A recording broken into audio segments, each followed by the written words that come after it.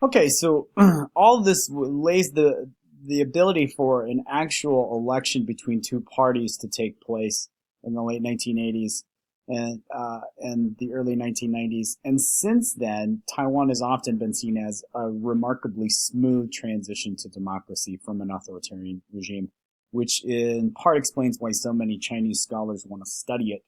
Does it have some kind of key traits that would unlock the ability of a country like China to transition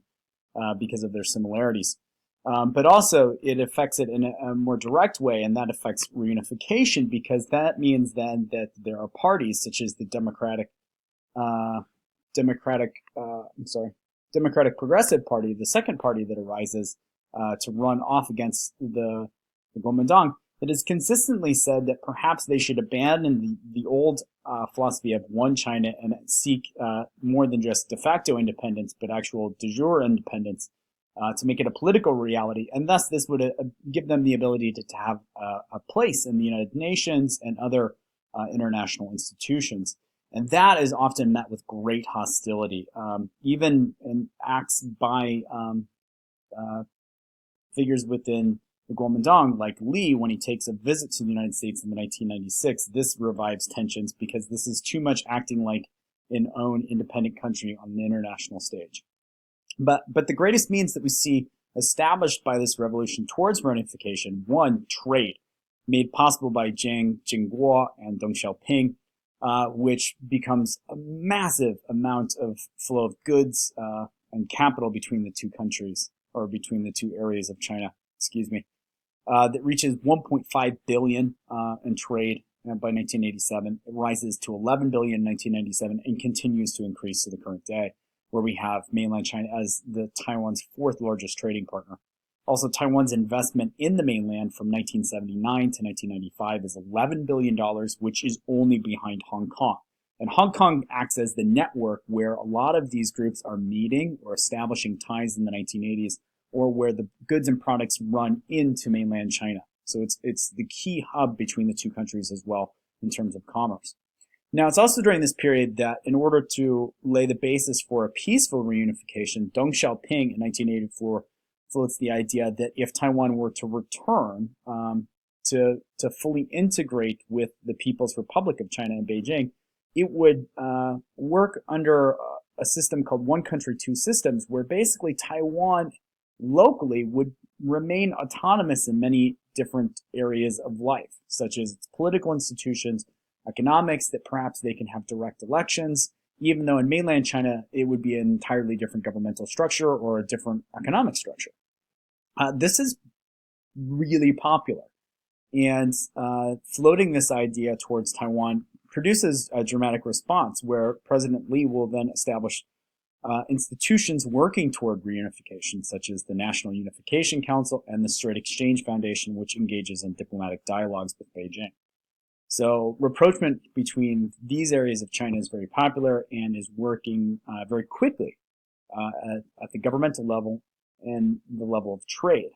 But there's also various issues. Tiananmen Square dampens this, and this is what's so important, is the government's use of tanks, of soldiers and citizenry to squash democratic protests or calls for democracy or just calls for open transparency in government is very, very unpopular with Taiwan, and actually swings more people towards the Democratic Progressive Party and towards the idea of pulling away, becoming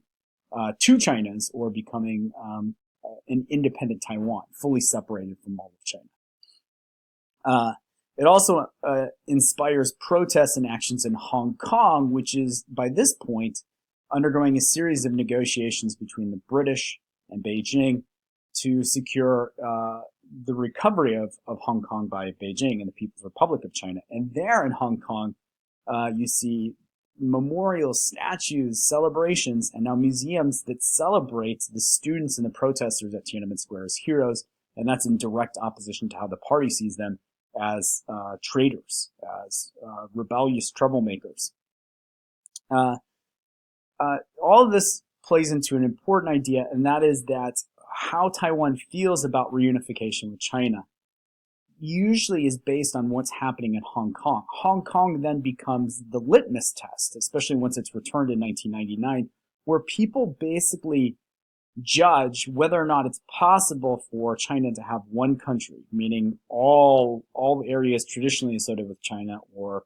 that had been a part of China in the past could come under the umbrella of Beijing and yet function somewhat autonomously or independently, have different economic structures and political structures. Because this is what's negotiated between the British and Beijing, is that Hong Kong will be a special administrative region where Beijing will largely not interfere for a period of 50 years in things such as the runoff of elected officials or in the decision-making of business. And fears that Beijing will establish authoritarian control over the city actually accelerate the democratization of Hong Kong that we see in the 1990s as the British and locals work towards self-rule. For a while, it looks like that the CCP will come in and squash this, in part because they formed a very strong partnership with the business elite, the very wealthy groups in Hong Kong who support very smooth relations with Beijing because of the massive amounts of trade they're doing with mainland China. But eventually what happens is there's really no tremor, no shocks. And in fact, Beijing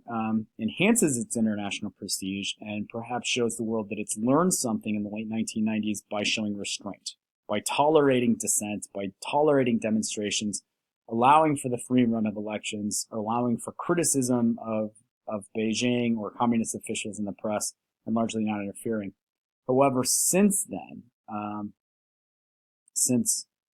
the umbrella revolution of the past few years, there's more and more concern that Beijing has